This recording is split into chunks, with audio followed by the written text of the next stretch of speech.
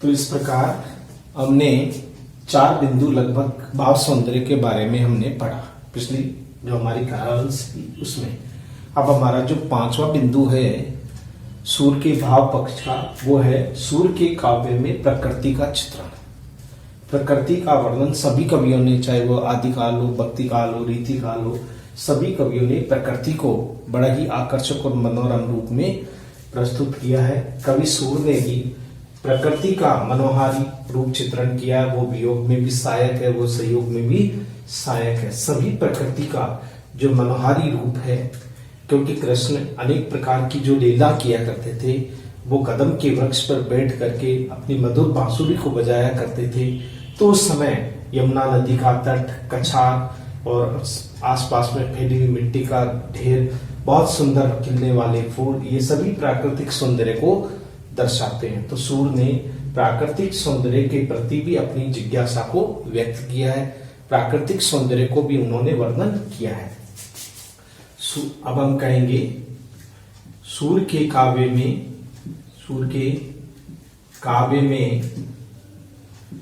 प्रकृति के आलंबन व उद्दीपन, आलंबन में उद्दीपन रूप के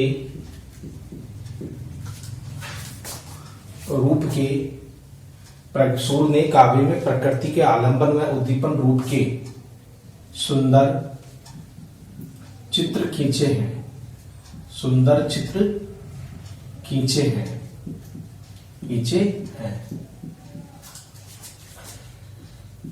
सूरसागर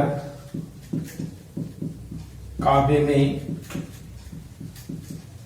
भ्रमर गीत, सूरसागर काव्य में भ्रमर गीत काव्य में गोपियों के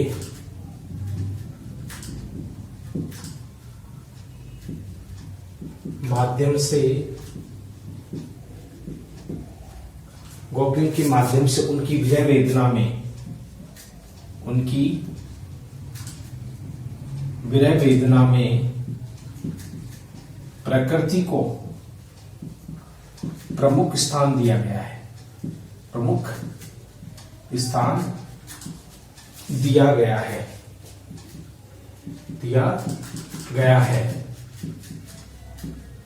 सूर्य ने प्रकृति के मनोहारी रूप के साथ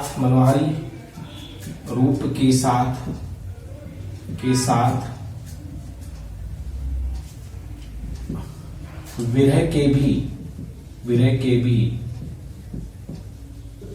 सुंदर रूप प्रस्तुत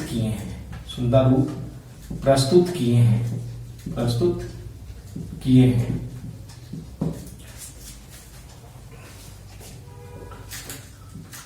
प्रकृति मानव की सुख दुख की, प्रकृति मानव के सुख दुख की सहचरी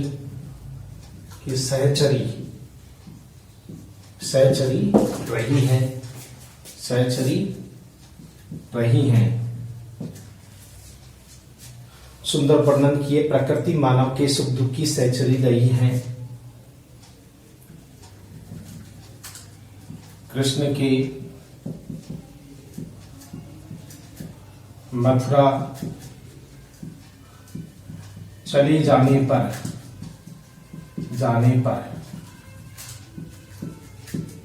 गोपियां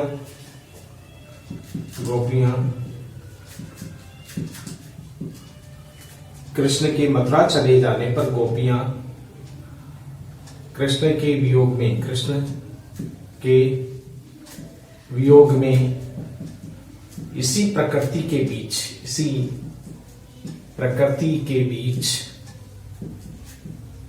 आंसू बहाती हुई, इसी प्रकृति के बीच आंसू बहाती हुई, दिखाई देती है, दिखाई देती है, दिखाई देती है। यानी गोपियों की मथुरा चले जाने पर कृष्ण के, गोपियां कृष्ण के वियोग में इसी प्रकृति के बीच आंसू बहाती हुई दिखाई देती है। सुकृत काल में जो प्रकृति मन को मोहित कर लेती थी, सुकृत काल में जो प्रकृति मोहित कर लेती थी, वही वियोग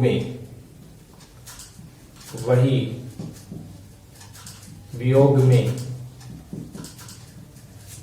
अग्नि के समान, वियोग में अग्नि के समान जलाने वाली दिखाई देने लगती है, दिखाई देने लगती है। मोहित कर लेती थी, वही वियोग में अग्नि के समान जलाने वाली दिखाई देने लगती है। तो इस तरह से जो दिखाई देने लगती है,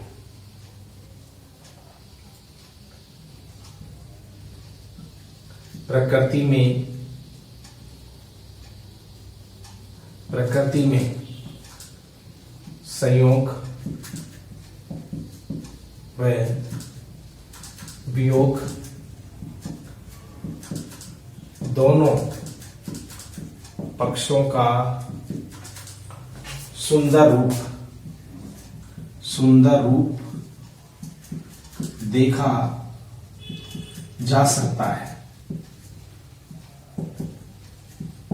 इसका उदाहरण है प्रकृति वर्णन का, बिन गोपाल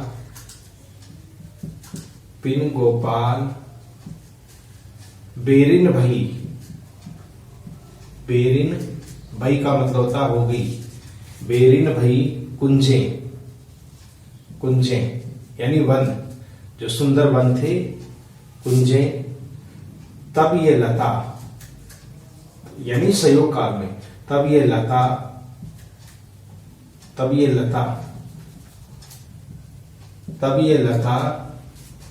लगती अति शीतल, तब लगती अति शीतल। अब भई यानी हो गई, अब भई विषम ज्वाल की पुंजे। बिन गोपाल बेरिन भई कुंजे, तब ये लता लगती अति शीतल, अब भई विषम ज्वाल की पुंजे। प्रथा बहती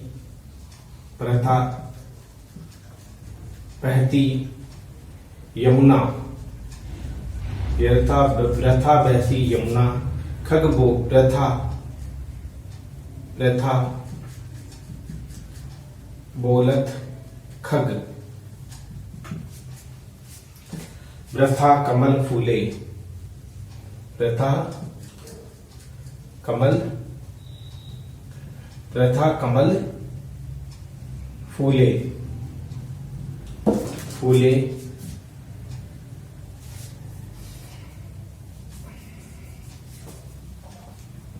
तो इस प्रकार, तो यहां ये विरह वेदना का ही भाव है, जिसमें गोपियां प्रकृति के माध्यम से अपनी विरह वेदना को प्रकट कर रही है कि बिन गोपाल यानी कृष्ण के बिना अब ये जितना भी सुंदर प्रकृति का रूप है, ये एक हमारा शत्रु बन गया, मेरी शत्रु बन गया है।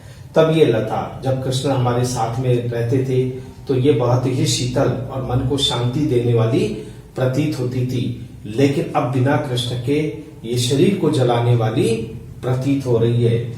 यमुना नदी व्यर्थ बहती है, पक्षी भी व्यर्थ ही बोलते हैं, कूकते हैं, या कमल का फूल भी व्यर्थ ही खिलते हैं, इनका कोई औचित्य नहीं है, क्योंकि प्रियतम नहीं है। तो जो संयोग काल की चीजें थी, वही वियोग काल में कष्टदायी कष्टदायी दिखाई देने लगती है। इस प्रकार प्रकृति में इस वियोग रूप को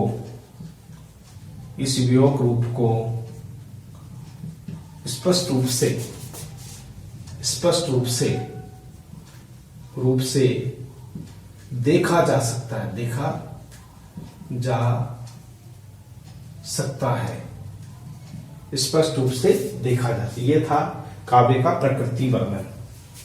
अब हमारे दूसरा जो पॉइंट होगा, अगला छठा पॉइंट, जो भाव पक्ष को ही संबोधित कर रहा है, भाव पक्ष को ही बता रहा है, वो आता है प्रेम की एकनिष्ठ भाव की अभिव्यक्ति। प्रेम की अभिव्यक्ति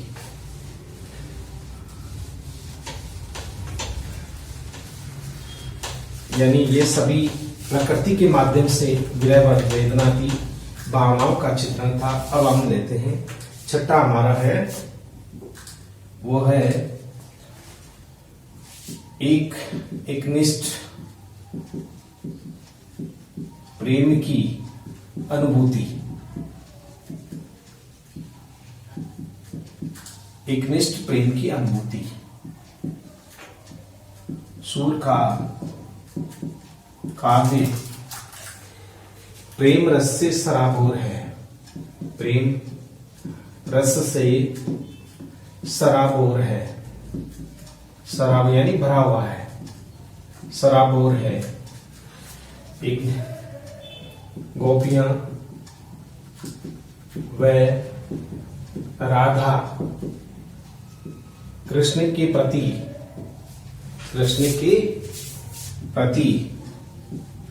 एकनिष्ठ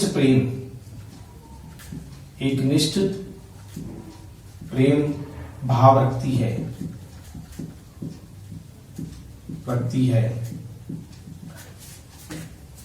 उद्धव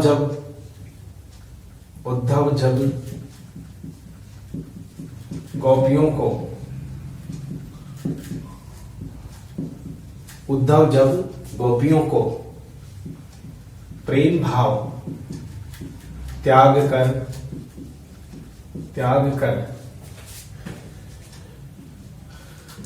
निर्गुण योग को प्रेम भाव त्याग कर निर्गुण योग को ग्रहण करने की बात करता है, तो गोपियां कृष्ण के प्रति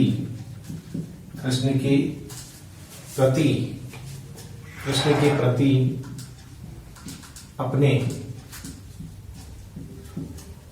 सच्चे प्रेम की गोपियां कृष्ण के प्रति अपने सच्चे प्रेम की अभिव्यक्ति प्रस्तुत करती है।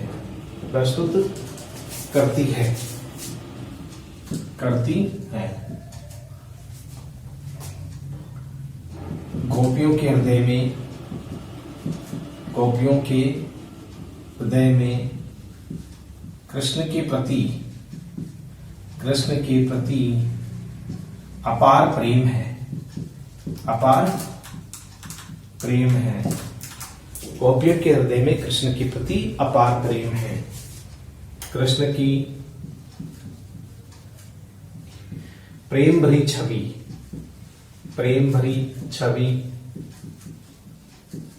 उन्होंने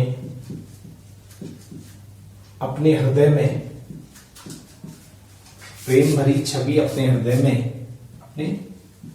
में स्थापित कर ली है। कृष्ण की प्रेम भरी छवि उन्होंने अपने हृदय में स्थापित कर ली है। प्रेम का रूप ही अनूठा होता है। अनूठा होता है। प्रेम में तड़पना और जलना पड़ता है, जलना पड़ता है। प्रेम की अनुभूति, प्रेम की अनुभूति केवल विरह काल में ही प्रकट होती है। प्रेम की अनुभूति केवल विरह काल में ही प्रकट होती है। गोपियां कृष्ण से कितना प्रेम करती है, यह तब पता चलता है, तब पता चलता है जब वे मथुरा चले जाते हैं। तो मथुरा चले जाते हैं तो कृष्ण प्रेम में वे व्याकुल हो जाती है।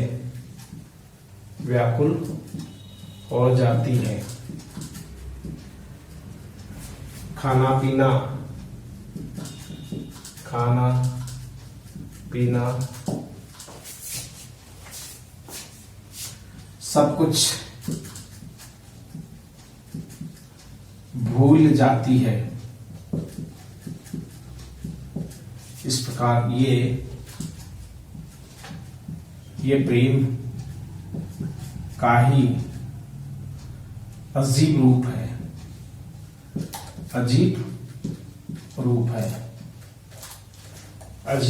ये प्रेम का। इसका उदाहरण हम देख सकते हैं प्रेम की अनुभूति का, किस तरह से कवि ने उस प्रेम की अनुभूति कराई है। उद्धव से कहती है अखियां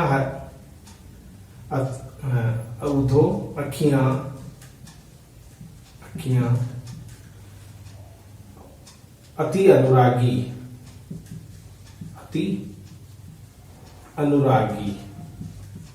अखियां अति अनुरागी इकटक मग जोवती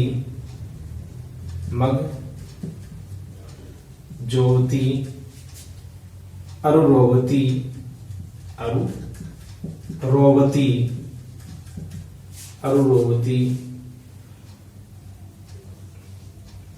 भूलहु पल ने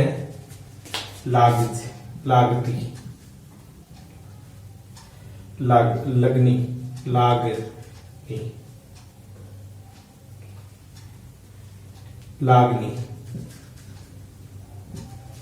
तो इस प्रकार से यहाँ पर विरह वेदना की ही अभिव्यक्ति काव्य में की गई है। विरह वेदना को ही स्पष्ट रूप से प्रकट किया गया है। किस तरह से वो उद्धव से कहती है, उद्धव अखियां अति अनुरागी इकटक माग जोती अरुरोवती भूलहु पलक न लागी, अपनी पलकों की हम भूल कर भी बंद नहीं करती है। तो इस प्रकार से ये प्रेम की सच्ची अनुभूति है जो सूरसागर काव्य में, सूरसागर महाकाव्य में की है। तो इस प्रकार क्योंकि सूर का काव्य प्रेम रस से सराबोर है, गोपियां और राधा कृष्ण के प्रति एक निष्ठ प्रेम भाव रखती है। उद्धव जब गोपियों को प्रेम भाव त्याग कर निर्गुण योग का ग्रहण करने की बात करते हैं तो गोपियां कृष्ण के प्रति अपने सच्चे प्रेम की अभिव्यक्ति प्रस्तुत करती है। गोपियों के हृदय में कृष्ण के प्रति अपार प्रेम है। कृष्ण की प्रेम भरी छवि उन्होंने अपने हृदय में स्थापित कर दी है। प्रेम का ही अनूठा प्रेम का रूप ही अनूठा होता है। प्रेम में तड़पना जलना पड़ता है। प्रेम की अनुभूति में केवल विरह काल में प्रकट होती है। गोपियां कृष्ण से कितना प्रेम करती है यह तब पता चलता है जब वे मथुरा चले जाते हैं, तो कृष्ण प्रेम में वे व्याकुल हो जाती है, खाना पीना सब कुछ भूल जाती है। ये प्रेम का अजीब रूप है। तो इस तरह से उदाहरण में उदो अखियां अतिर अनुरागी, इकटक माग ज्योति अरु रोवती बुलहु पलने लागनी, यानी कि दिन रात रोती ही रहती है केवल कृष्ण के प्रति अपने अनुराग को प्रकट करने के लिए, अपने प्रेम को प्रकट करने के लिए। यह हमारा था छठा पॉइंट, एकनिष्ठ प्रेम की अनुभूति। अब आता है सूर्य के काव्य में उपालंब भाव। एकनिष्ठ के बाद में हमारा सातवां पॉइंट जो आएगा वो है सूर्य के काव्य में उपालंब। उपालंब का मतलब होता है दोष देना, किसी को कोसना, गुस्सा प्रकट करना। ये सब प्रेम के ही भाव हैं। अब हम सातवां पॉइंट लेंगे, वो है सूर्य के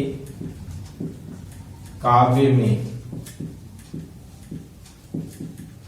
उपालंब भाव। ये भी भाव पक्ष का ही एक अंग है। सूर्य के काव्य सूर सागर में उल्लेखित भ्रमर गीत में गोपियों द्वारा उद्धव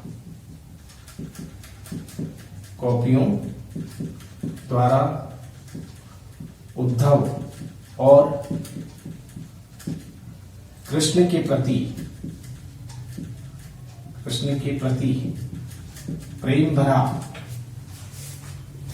प्रति प्रेम भरा उपालंब भाव प्रकट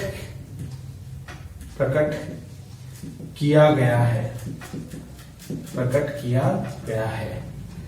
सूर्य के काव्य में सूर सागर में उल्लेखित भ्रमर गीत में गोपियों द्वारा उद्धव और कृष्ण के प्रति प्रेम भाव का उपालंब प्रकट किया गया है। गोपियां निर्गुण भक्ति योग साधना, निर्गुण भक्ति योग साधना, गोपियां निर्गुण भक्ति और योग साधना पर उपालंब देती हुई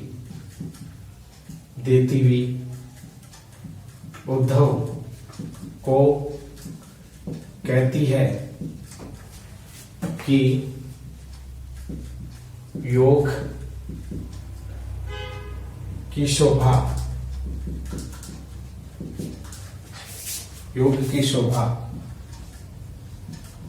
पुरुषों के लिए है। तुम्हारा निर्गुण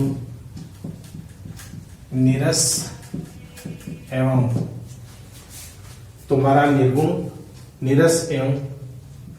अपरिचित है।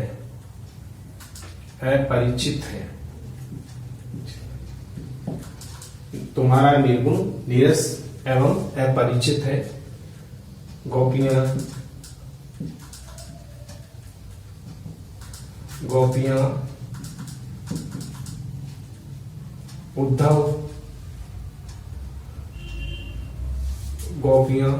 उद्धव के ज्ञान योग भक्ति गोपियां उद्धव के ज्ञान योग भक्ति की मजाक बनाती है, मजाक बनाती है।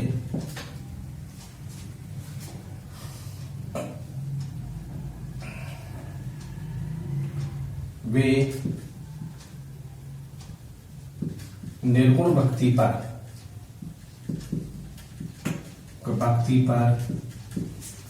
वे निर्गुण भक्ति पर उद्धव से अनेक प्रकार से तर्क वितर्क करती है, तर्क वितर्क करती हैं, तर्क वितर्क करती हैं। कृष्ण भक्ति को ही अपनाने के लिए कहती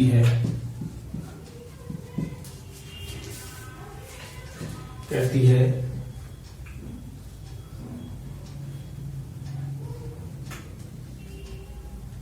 ज्ञान योग को उन लोगों को देने के लिए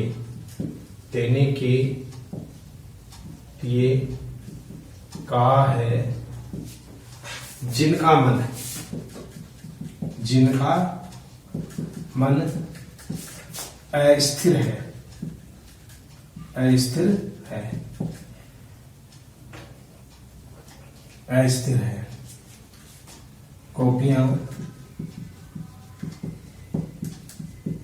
गोपियां कृष्ण व उद्धव को लेकर भी गोपियां कृष्ण और उद्धव को लेकर भी काले रंग पर उपालंब देती है।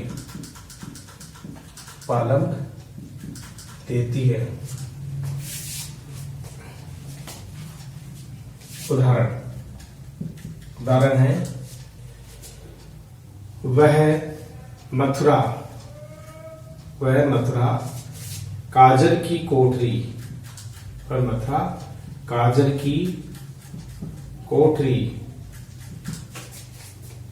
जे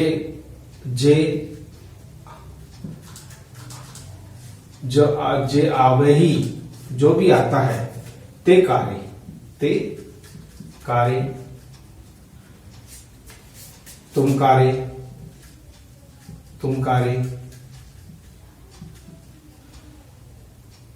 सुफलक सुतकारे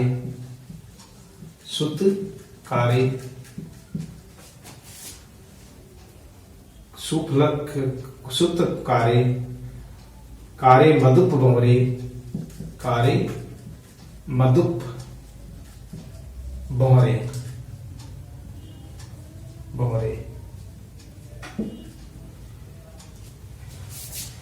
तो इस प्रकार से वो व्यंग्य करती, उपालंब देती है कृष्ण को। ये मथुरा काजल की कोठरी जे आवे ही ते कारे तुम कारे सुफलक कारे सुत कारे मधुप भंवरे। काला यानी कि तुम काले, जो भी मथुरा से आता है सब ऐसा लगता है कि वो काली कोठरी से आ रहा हो, क्योंकि उनका हृदय भी काला होता है। इस प्रकार वे गोपियां उद्धव व कृष्ण तथा मथुरा से आने वाले प्रत्येक व्यक्ति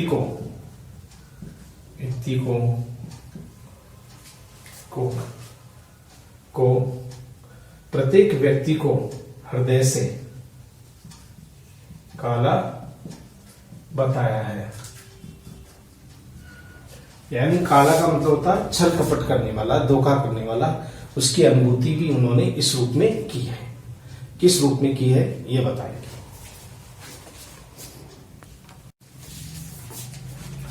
तो मथुरा का जो भी व्यक्ति है वो सारा काला है, सारे काले यानी काले हृदय का है। उसके छल कपट धोखा प्रेम ये सब भंवरा भी काला है, क्योंकि वो भी काले रंग का होता है। वो भी फूल का शोषण करके और दूर चला जाता है, उससे भी उसके प्रति मोह नहीं रखता। तो काले रंग वाले जो लोग हैं वे सब क्या होते हैं, हृदयहीन होते हैं। उनके मन में किसी के प्रति कोई प्रेम नहीं है। तो ये भी क्या है, उपालंब है। उपालंब का मतलब उल्हाना देना या उसमें दोष या कमी निकालना। तो यही उपालंब है। अगला हमारा पॉइंट आता है 8वां पॉइंट, जो भाव पक्ष को दर्शाता है वो है सूर्य की काव्य में तीखे व्यंग्य भाव। ये भी एक व्यंग्य था, लेकिन उपालंब अलग होता है, व्यंग्य अलग होता है। 8वां हमारा पॉइंट है वो है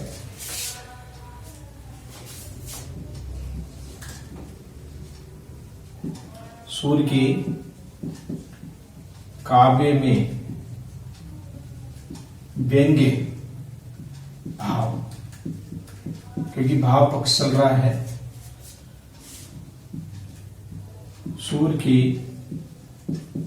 काव्य में अनेक स्थानों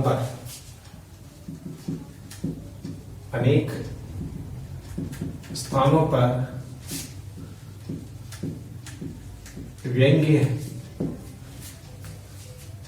की अनुभूति हुई है।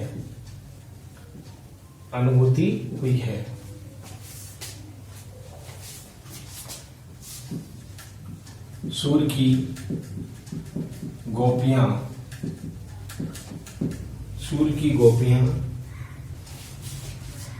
गोपियां उद्धव और कृष्ण पर सर्वाधिक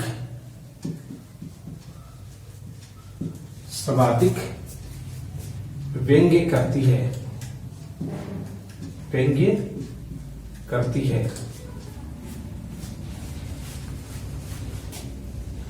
कृष्ण को चित्तचोर कहती है,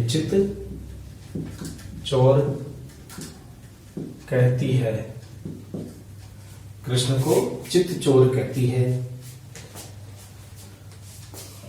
कहती है। उद्धव को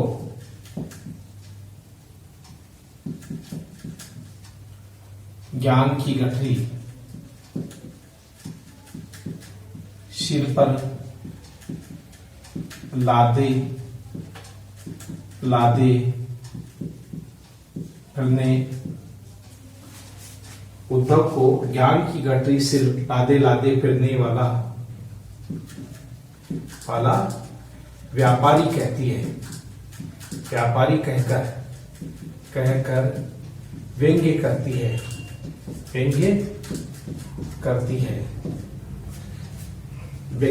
है। अनेक स्थानों पर व्यंग्य का भाव देखा जा सकता है। यानी कि ये व्यंग्य जो गोपी है वो उद्धव को कहती है ज्ञान की गठरी से लादे फिरने वाला एक व्यापारी कह दिया, उनको व्यंग्य करती है। अनेक स्थानों पर व्यंग्य के भाव देखे जा सकते हैं। जैसे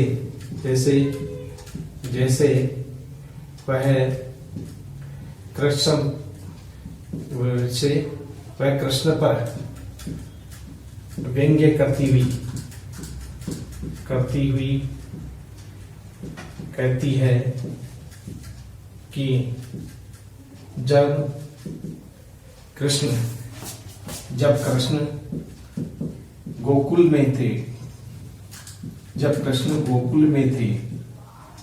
में थे तो गोपीनाथ कहलाते थे। किंतु मथुरा जाकर वे कोबड़ीनाथ हो गए हैं। इस तरह का व्यंग्य करती है। मथुरा जाकर के वे कोबड़ीनाथ हो गए हैं। और उद्धव पर भी कटाक्ष करती हुई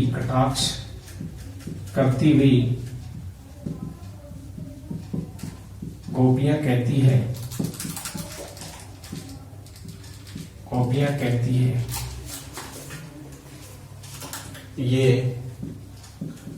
काले रंग वाले हृदय से भी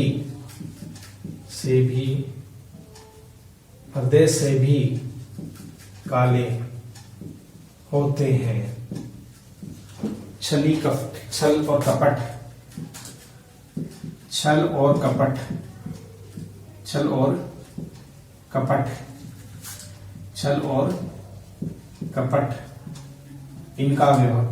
कपट इनका व्यवहार है। उदाहरण है जो छल कपट को प्रस्तुत करती हैं। मधुकर यानी कि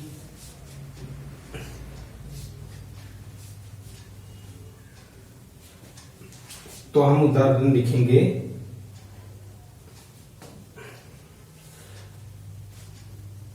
जो व्यंग्य भाव को प्रस्तुत करता है।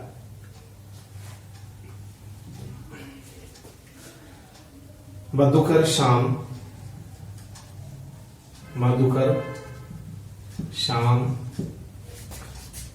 हमारे चोर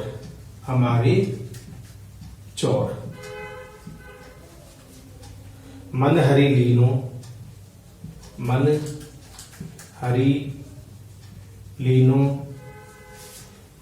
लीनो तनक चितवन की कौर चितवन की कौर यानी मधुकर शाम हमारे चोर मन हरि लीनो तनक चितवन की चोर। उन्होंने हमारी आंखों ही आंखों में हमारा मन हमसे चुरा लिया। तो वो क्या है? चोर है। वो आंखों की तिरछी नेत्रों से देख करके उन्होंने हमारा हृदय चुरा लिया। इस प्रकार इस पद में व्यंग्य भाव की अनुभूति हुई है। तो ये व्यंग्य भाव को प्रकट करने वाला है। व्यंग्य भाव को प्रकट किया गया है इसमें। तो इस तरह से, या फिर हम अगर ये नहीं तो हम इस तरह से एक उदाहरण और भी दे सकते हैं कि काहे गोपीनाथ कहावत, काहे गोपीनाथ कहावत, काहे काहे गोपीनाथ कहावत, जो पे मधुकर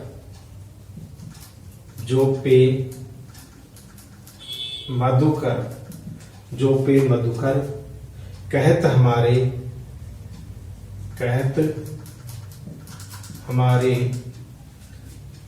गोकुल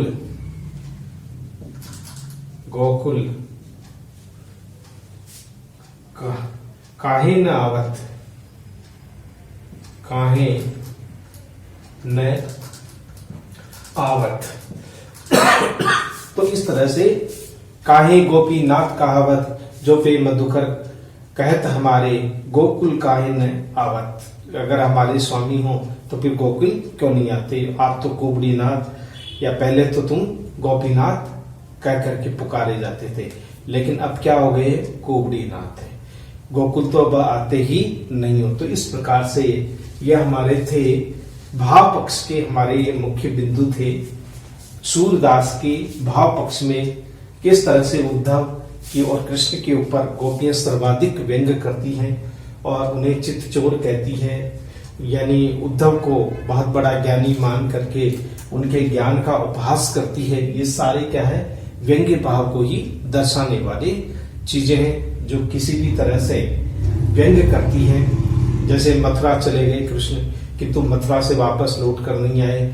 जब वो यहाँ थे तो गोपियों के साथ में अनेक प्रकार की लीलाएं किया करते थे, तो गोपीनाथ कहलाते थे। किंतु अब मथुरा में चले गए और कोबड़ी के यहाँ आतिथ्य स्वीकार कर रहे हैं, तो अब वो कोबड़ीनाथ हो गए। तो ये क्या है, एक तरह का व्यंग है। इसी व्यंग की अनुभूति सूर के काव्य में देखी जा सकती है। अब हमारा जो सूर का अगला जो पक्ष आता है वो आता है कला पक्ष। 8 पॉइंट लगभग इसमें हो चुके। अब हम लेंगे कला पक्ष, यानी भाव पक्ष के बाद में अब आता है सूर के काव्य में कला पक्ष। कला पक्ष में भाषा, शैली, छंद, अलंकार, ये जितने भी गुण हैं इनके बारे में हम अध्ययन करेंगे। इनके बारे में हम जानेंगे कि सूर ने कला पक्ष को किस रूप में रखा है।